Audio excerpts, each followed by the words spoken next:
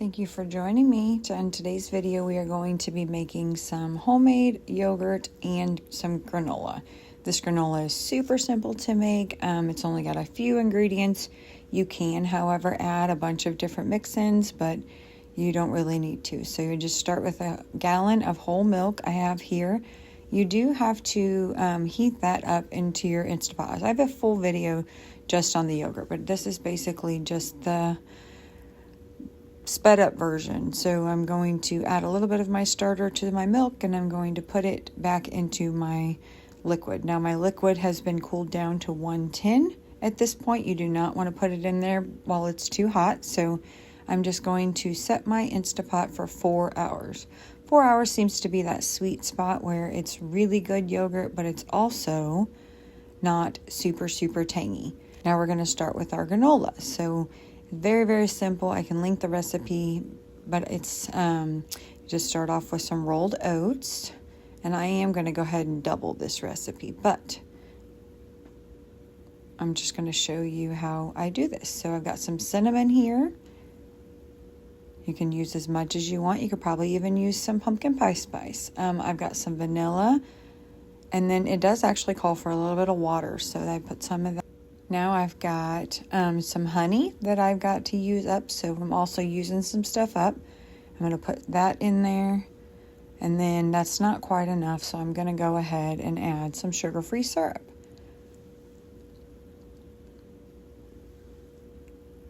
This mixture's not quite sweet enough for me, so I'm going to add a little bit of my erythritol on top, but I don't know if I remember if I put that in the video or not. So just going to give that a stir. It's kind of like it's a sticky mixture that, kind of coats your granola. It's super simple, guys. You could do so many different things with this, but this is just a basic granola. I'll link the recipe. This is not my original recipe, so it is super simple to make, but I keep this in my freezer, guys. And when I make yogurt, you can probably eat it for cereal too, but when I make yogurt, this is what I top it with. When I have my delicious berries, and it's almost like a dessert, guys. It's so good. So start by lining my baking sheet with some parchment paper. That kind of helps it where it doesn't stick, so that's what I usually like to do. And just put all of this into a thin layer on a parchment paper lined baking sheet. Sorry. Can't talk there for a minute.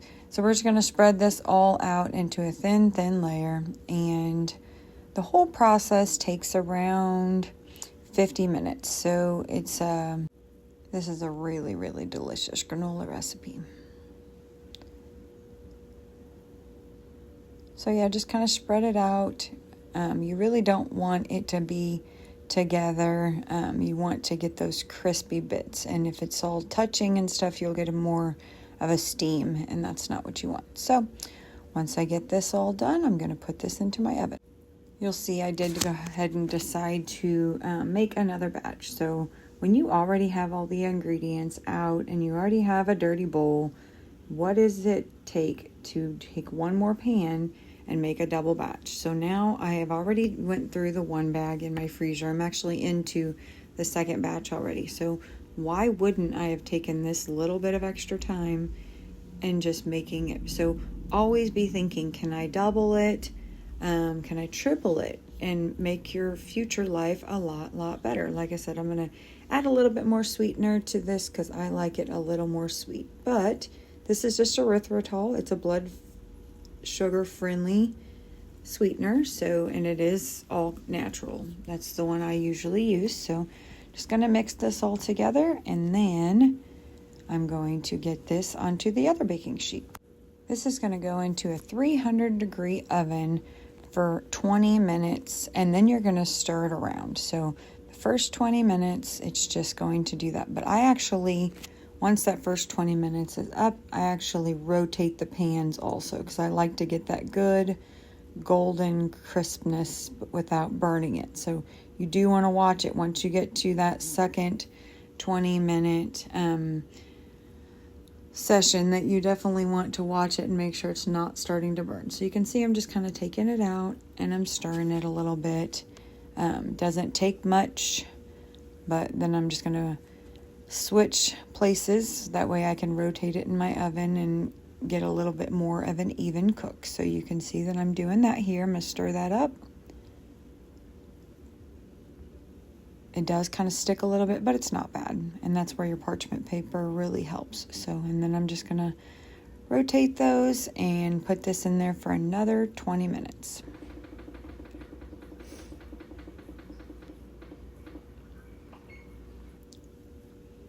You can see how that looks, guys. It's starting to get crispy.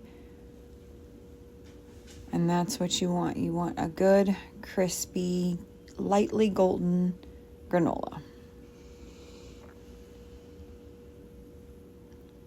Rotating your pans again always helps for sure.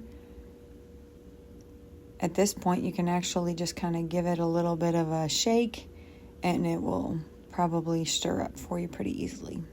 So this is our last time. I want to say, you can see like on the edges there, if I were to let that go for too much longer, it definitely can burn. So I burnt that too many times, so you got to be careful. But this granola is so good. I absolutely love it. I have another recipe that I actually make and I use for a cereal. I'll have to try to make a video of that. That is so good. But this is what we have, guys. I absolutely love it. It's my go-to granola. So simple. What was it, like 5 or 6 ingredients? It freezes very well. It stays nice and crispy. So delicious. Highly recommend that you make this. I will link the recipe below. Like I said, it's not my original recipe.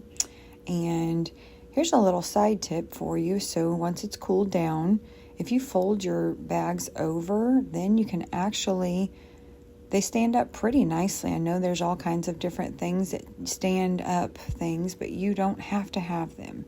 You can just use this, and then having the parchment paper kind of works as a funnel. So I'm able to easily transfer this into my bag, and it works really well. This granola lasts me a very long time.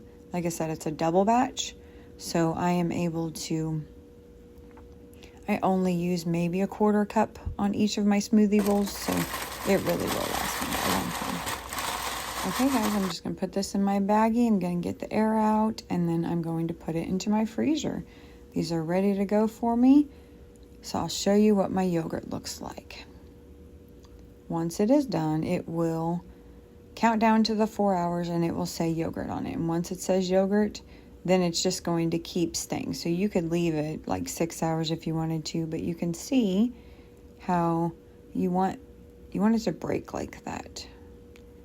It's just a thick yogurt, and then I take my yogurt strainer and I just strain it, and you can strain it for overnight if you want to, if you want a real thick yogurt. It's almost kind of, they say you can make like a farmer's cheese by straining it like this, but I just usually drain most of it out. And a side tip is the whey is very good for your plants, so don't get rid of that. Okay guys, it's actually a couple weeks later, so I'm going to show you. It's about 3 o'clock in the afternoon, just got off work, and I want a snack. So this is what I would normally do. I would take my yogurt. One of my little tricks here is to take some frozen berries. Put about a handful in there. And then this is a delicious little trick, guys. Put this in my microwave for a minute. Essentially, you'll have a berry sauce, and it's so good, guys. I have not sweetened this yogurt yet, so we're just going to put some of my sweetener on top.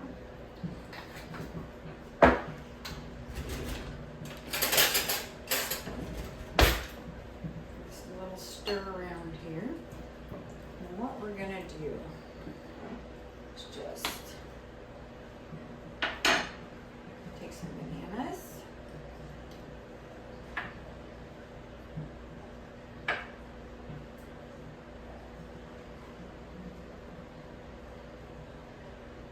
Eat with your eyes first, guys. So.